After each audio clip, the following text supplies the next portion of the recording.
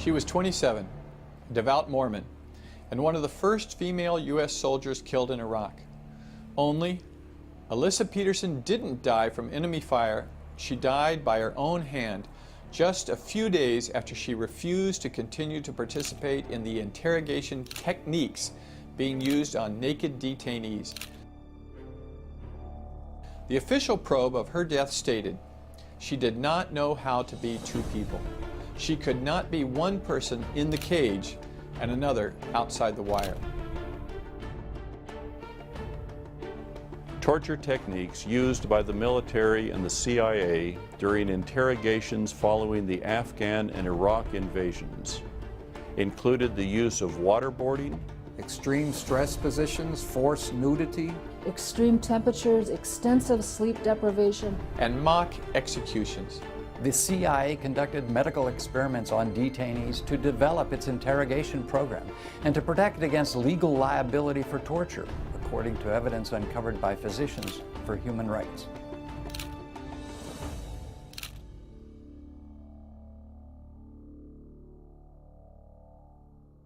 When I became a doctor, I made a promise that I would do no harm. All doctors take this oath. Yet U.S. government documents provide evidence that physicians working for the CIA engaged in human experimentation in violation of international standards in the development of the CIA interrogation program. Not only did the U.S. engage in torture, there's now evidence that they experimented with various forms of torture on actual detainees. Doctors appear to have been involved in the design, testing, and implementation and monitoring of the torture, and may have collected data about the effects of the techniques on the detainees in order to further develop the program. Doctors were directed to observe waterboarding and record, I quote, how long each application lasted, how much water was applied, how exactly the water was applied, and if a seal was achieved, if the naso or oropharynx, the nose or throat, was filled, what sort of volume was expelled, how long the break was between applications, and how the subject looked between each treatment. So we have doctors taking their healing skills and turning them on their head in order to calibrate harm and pain in a torture program. Why?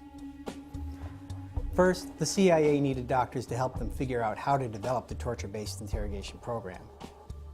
Second, the CIA wanted to shield its interrogators from prosecution for torture.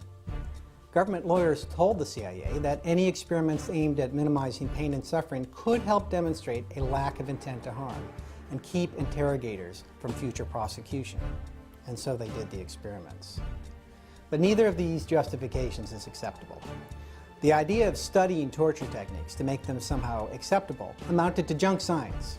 It violated the Hippocratic Oath, and it violated international standards against human experimentation.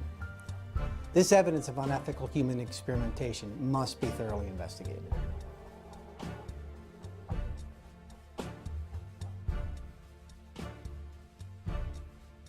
There are hundreds of cases involving both the tortured and the torturer, where individual lives have been damaged by the use of torture by the United States in an illegal and immoral effort to get information.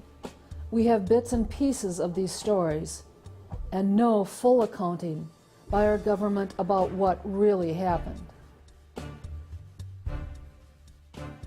like slavery, like genocide, like rape. Torture is always wrong. When our government engaged in the fundamentally immoral act of torture, it broke its trust with the American people, it violated U.S. law, and it made our country and our troops less safe. Like all civilized countries, the U.S. is obligated to investigate and hold itself accountable for acts of torture under the UN Convention Against Torture. As Alyssa Peterson couldn't be two people, we can't be two nations. We can't be a nation of laws that respects human dignity and a nation that sanctions the use of torture. The U.S. made a terrible mistake when we turned to torture. The facts that we know of now are shocking, but there is much that we don't know. Only with your help can we together ensure as a nation that we will never let torture happen again. Send this video to 5 of your friends and leaders of your congregation and post it on your Facebook page. Help spread the word that nothing less than the soul of our nation is at stake.